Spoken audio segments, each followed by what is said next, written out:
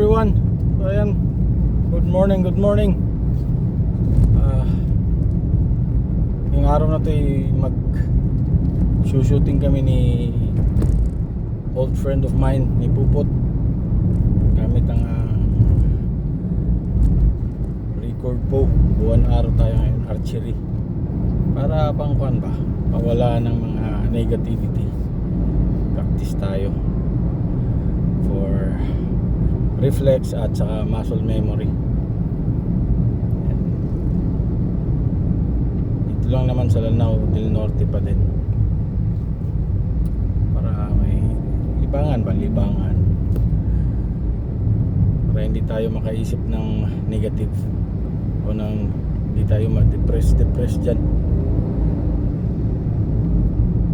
Think positive lang tayo mga idol.